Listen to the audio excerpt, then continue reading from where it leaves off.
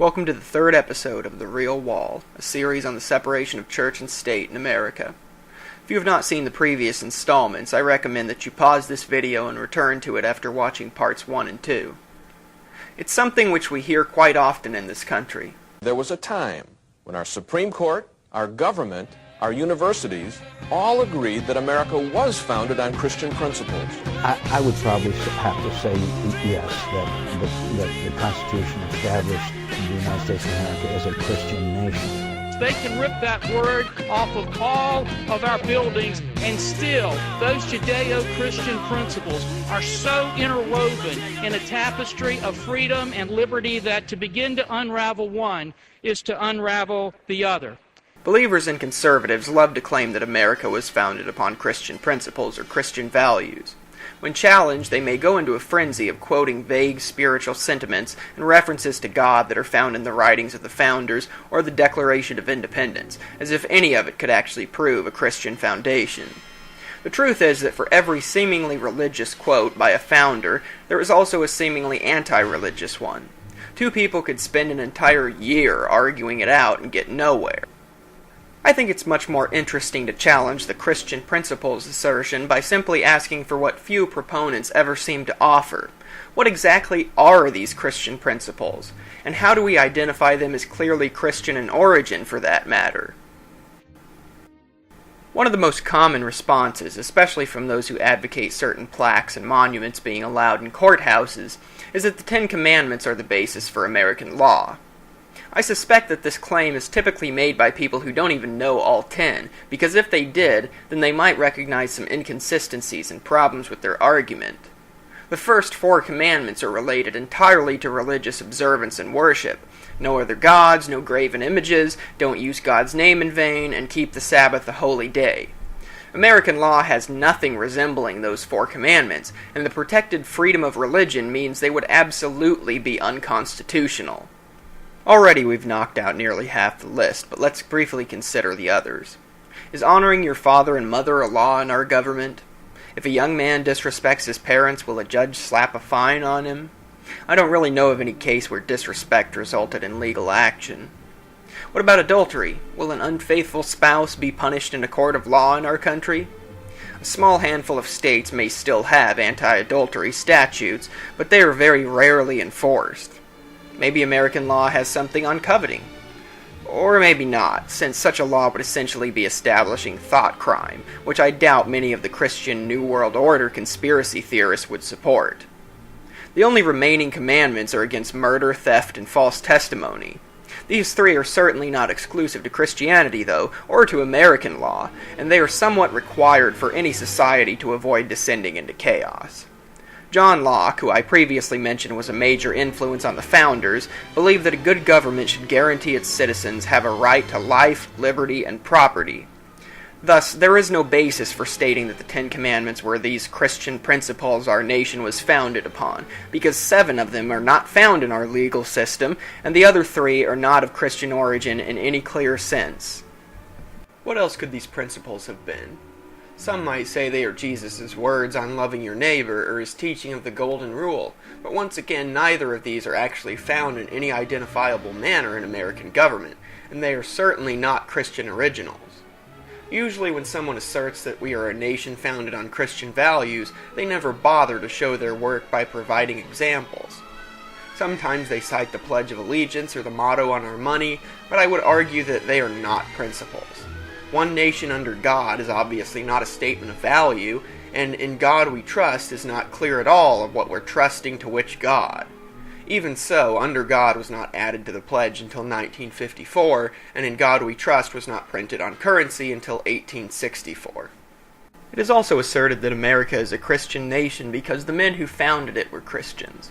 While this is true for some of the founders, like Patrick Henry and John Jay, there were also many founders who identified themselves as deists or Unitarians, religious groups far detached from traditional Christianity.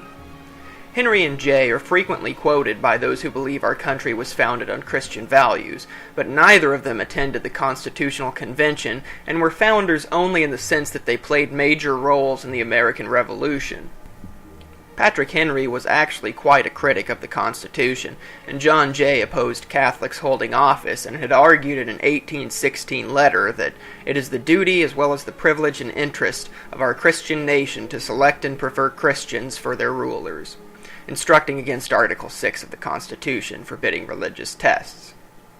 As I mentioned before, for every seemingly religious quote by a founder, there is also a seemingly anti-religious one. One founder who can certainly never be called a Christian was Thomas Paine, who is known as the father of the American Revolution. In The Age of Reason, Paine writes, "As to the Christian system of faith, it appears to me as a species of atheism, a sort of religious denial of God. It professed to believe in man rather than in God. It is as near to atheism as twilight to darkness. It introduces between man and his maker an opaque body, which it calls a redeemer, as the moon introduces her opaque self between the earth and the sun, and it produces by this means a religious or irreligious eclipse of the light. It has put the whole orbit of reason into shade." John Adams, who signed the Treaty of Tripoli, also remarked, "The divinity of Jesus has made a convenient cover for absurdity. Nowhere in the Gospels do we find a precept for creeds, confessions, oaths, doctrines, and whole carloads of other foolish trumpery that we find in Christianity." In his autobiography, Benjamin Franklin said, "I have found Christian dogma unintelligible. Early in life I absented myself from Christian assemblies." Like I stated in the last video, the two men who held the most responsibility in composing the Constitution and the Bill of Rights were Thomas Jefferson and James Madison. Jefferson removed sections of the New Testament containing supernatural events and what he considered to be misinterpretations of the Gospel authors, and created his own Bible, which ends with Jesus being laid to rest. No resurrection. In a letter to John Adams, Jefferson also wrote, "The day will come when the mystical generation of Jesus, by the Supreme Being as his Father, in the womb of a virgin, will be classed with the fable of the generation of Minerva in the brain of Jupiter." In a letter to William Bradford, James Madison noted that religious bondage shackles and debilitates the mind and unfits it for every noble enterprise, every expanded prospect. And from his memorial and remonstrance against religious assessments, what influence, in fact, have ecclesiastical establishments had on society? In some instances, they have been seen to erect a spiritual tyranny on the ruins of the civil authority. In many instances, they have been seen upholding the thrones of political tyranny. In no instance have they been the guardians of the liberties of the people. As is the case with most people, the beliefs of the Founding Fathers cannot be neatly categorized under a single label, since many of them held their own opinions quite contrary to the churches they attended, and many more of them alternated between different views and changed churches numerous times. To generalize them all as Christians is problematic, because what is the criteria necessary for someone to be considered a Christian? Do they need to believe in the Trinity, the divinity or resurrection of Christ? It seems that few of the founders adhered to those doctrines. Can you call someone a Christian who simply likes the philosophy of Jesus without all the supernatural nonsense? At what point does a generic definition of Christian basically become philanthropist? And might the founders even have used the word Christian in such a way? This video refutes some of the proposals for Christian principles, but it doesn't end here. I'm genuinely interested to know more from these people who continue to make the assertion time and time again, without offering evidence or examples. If you believe America was founded on Christian principles, please explain to all of us what the principles are and why you think the founders recognized them as Christian in origin. If you find yourself unable to arrive at an answer while you still hold to your belief in the Christian foundation of the United States, ask yourself why it is apparently so important for you to credit Christianity for the establishment of our country. The next video in this series will deal with separation and prayer in public schools. Until then, thanks for watching, and please rate and/or comment if you enjoyed this video.